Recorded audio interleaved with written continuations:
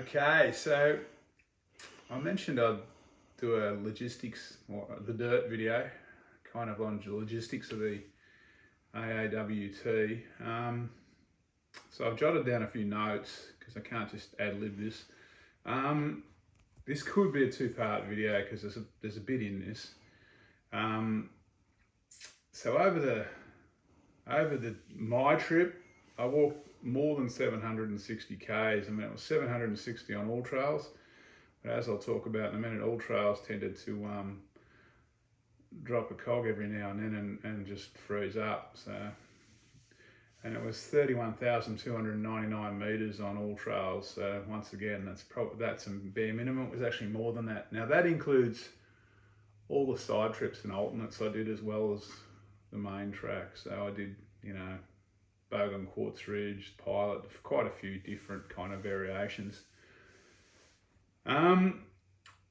That distance involves everything from road walking on the Great Alpine Road to off track. It is totally off track, some of it, particularly now through the regrowth areas up around Misery Trail. That was just, it was just pushing through regrowth. There was no markers, there's no track.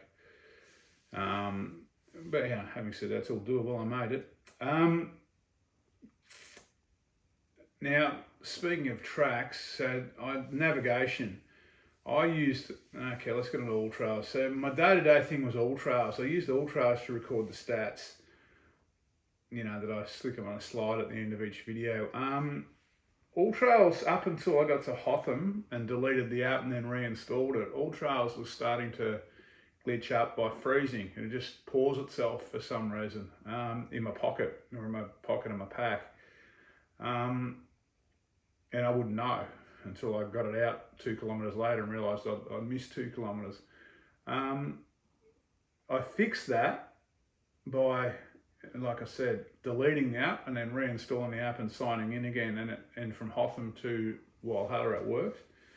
I also had a backup with the Far Out, or the old gut hooks. But the most accurate by far, and the Bible, should be Chapman's book. Chapman, John Chapman, and John Seisman, that book. I've got like Seisman's old books. I've got the 2 or 3 editions that Chapman's done. I wouldn't even try the track without this. Both gut hooks and old trails used different alignments in spots that it was almost like sometimes they'd been created on software and not actually in the field. All trails particularly, it's straight line, long sections. There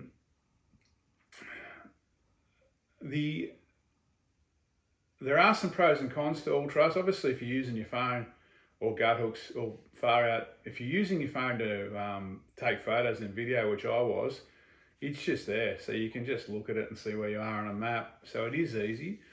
All trails actually has a better coverage off the track. So if for some reason you want to do a variant that's not on Far Out, you kind of lose the topo maps and you lose the maps after you get 5-6 Ks off the trail or whatever. All trails has their topographic maps that you download for the tracks seem to spread further. So I could do Quartz Ridge and I'd still have a track and topo lines. So that's something to consider. But yeah, Chapman's book, and if I quote figures on any of these videos, it's Chapman's, and this is edition 5 of his book. I'm talking about that. There are times when, like going across square top where they're clearing the track and the track's halfway cleared, both all trails and Far Out were wrong. If I followed their route, I was going to be sidling around the edge of the mountain in scrub for hours. But to meet the clear track, I had to follow Chapman's route over the top. So there's a few issues, there's a few things like that where Chapman's is the only one that's right. Keep that in mind. I mean, you'll make it through with the others, but it just might be a bit more type 2 sometimes. The roughest section of the track, and this is as of autumn 2024, The roughest section of the track now is down through the bushfire regrowth zone from the 220 fires, and it's from kilometre 382.1, which is Dead Horse Creek, to kilometre 353.2, which is Buemba Creek. Now that's heading south, obviously. There's a lot of regrowth through there. There's sections that are okay where they've bulldozed tracks down. So you've got to watch. Heading south, it's okay, dropping off Misery Trail and dropping off Mount Hope Road to get into Buckwong and Buemba Creeks respectively. But heading north, you've got to find the trail in Buemba. As you come out of Buemba Creek, you've got to find this new bulldozed track. It starts where the old track started, up an old closed four-wheel drive track, so it should be okay. And the one that leads from Buckwong up to Misery Trail, you've got to, as you walk along the Buckwong Creek Valley, you've got to kind of look into the tree line away from the creek, and you'll pick up a bulldozed track.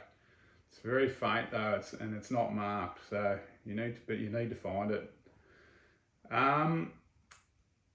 They were easily the hardest bits. The Razor Viking now is I mean, I hesitate to say pretty good because it's still pretty hard, but there's a track, there's markers, it's pretty obvious which way you're going to go all the way through them, and the Razor's still slow walking with the slabs, and the Viking's still incredibly steep.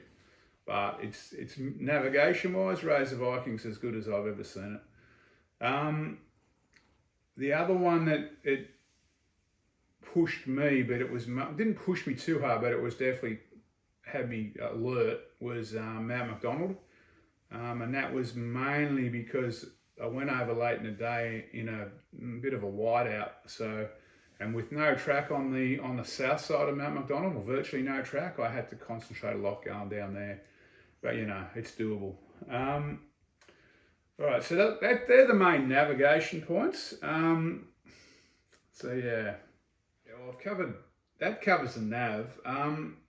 I'll quickly cover camping. So I camped every night except for the couple of nights I was at Thredbo, 2 nights at Hotham, and I stayed in Mount Will's hut 1 night in the snow. Apart from that, all my nights on the trail were basically camping except for Mount Will's. In most cases on the Australian Alps Walking Track, camping's fairly plentiful, especially if there's only one tent. There are a few spots, particularly in the northern section of Victoria, where things get a bit scarcer. But yeah, it's generally plentiful. One thing I noticed on this trip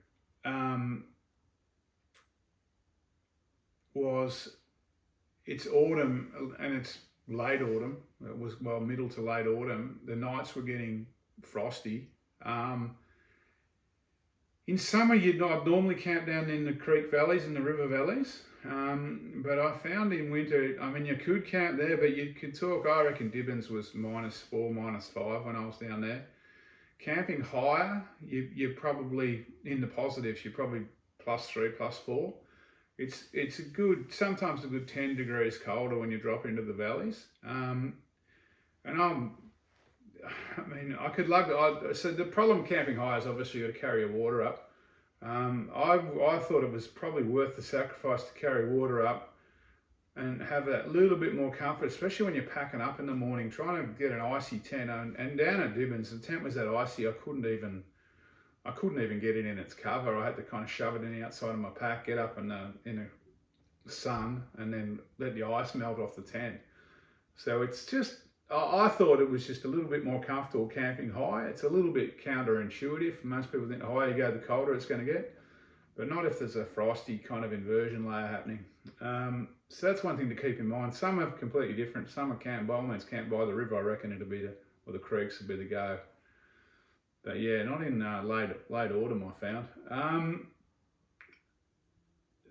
The only time Mike shared a camp was at Mount Will's hut. Had a young bloke come in who's doing a Canberra to Hotham section walk. and he came in late in the afternoon, so I shared Mount Will's hut with him.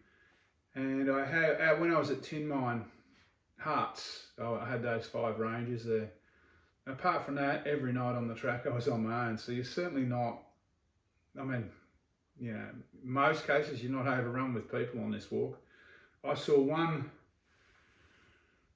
northbound hiker up near the Murrumbidgee, and I saw, and I didn't see a southbound hiker. There was one guy that finished a few days behind me, but we never actually met in the track. We just were walking at the same pace. Now keep in mind, this may have been unusual this year because they closed the northern section of Kosciuszko just after I went through to cull the Brumbies. So that meant you couldn't do the whole track, you know, if you left too much after I left. So that's potentially why it was so quiet, but it's generally a quiet track. You won't normally see too many people on it.